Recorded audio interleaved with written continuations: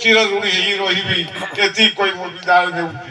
ଭେର ପିତାଙ୍କର କଥା ସେ କିଭଳି ଭାବରେ ବର୍ଣ୍ଣନା କରେ ପାଖରେ ଥାଏ ଥିଲାବେଳେ ସମସ୍ତେ ଭଲ ପାଆନ୍ତି ତାଙ୍କୁ, ସେ ମଣିଷକୁ ଭଲ ପାଆନ୍ତି କି ସେ ମୋ ପାଖରେ ଅଛି। ସେ ଜଣେ ମୋ ନିଜ ଜେଜ ବୋଲି ମୁଁ କହୁନି, ଗାଁରେ କାହାକୁ ବି ପଚାରିବ ଗାଁର କୋଉ ନାତି, ମୁଁ ତାଙ୍କ ନାତି ଠିକ ଅଛି, କାହାକୁ ବି ପଚାରିବ ଯଦି କିଏ କଣ କହିବେ ସେଇଟା ଅଲଗା କଥା, କିନ୍ତୁ ବିରାଟ ବ୍ୟକ୍ତିତ୍ୱ ଥିଲେ, ପ୍ରସିଦ୍ଧ ଲାଭ କରିଥିଲେ। ତେଣୁ ମୁଁ ତାଙ୍କ ଅମର ଆତ୍ମା ସଦ୍ଗତି କାମନା।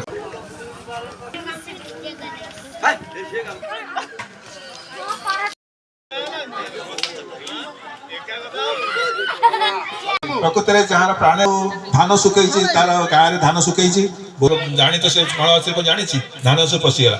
ତୁ କଣ କଲ ତମେ କାଲି ଭାଗତ ଶୁଣିଥିଲି, ପ୍ରାଣୀ ଦୟା ନାହିଁ ଉଦ୍ଧବ ଚଣ୍ଡାଳ ସହିତ ଆପଣ ସୁସ୍ଥରେ ଜୀବନଯାପନ କରିପାର, ଈଶ୍ୱର ନିକଟରେ ପହଞ୍ଚି ପାରିବେ। ଏ ଟିକେ ସମସ୍ତେ ଅନୁରୋଧ କରୁଛି, ତାଙ୍କୁ କଣ ଜାଣି ତାଙ୍କୁ ନିମନ୍ତ୍ରଣ ହଉ ନ ସେ ଏ ଅଞ୍ଚଳରେ ଶତାୟୁ ପୁରୁଷ ଭାବେ ପ୍ରସିଦ୍ଧ ଥିଲେ ଏବଂ ପୂର୍ବରୁ ସେ ପ୍ରଥମ ସାମ୍ବାଦିକତା କରୁଥିଲେ ଏବଂ ପାରାଦୀପରେ ଖବରକାଗଜ ପ୍ରସାରଣ ଦାୟିତ୍ୱ ମଧ୍ୟ ତୁଲାଉଥିଲେ ଏବଂ ପାରାଦୀପ ଛାଡ଼ିଲା ପରେ ଘରେ ଆସି ଜୀବନ ବିବାର ଏକ ସନ୍ନ୍ୟାସୀ ଜୀବନଯାପନ ନିର୍ବାହ କରୁଥିଲେ।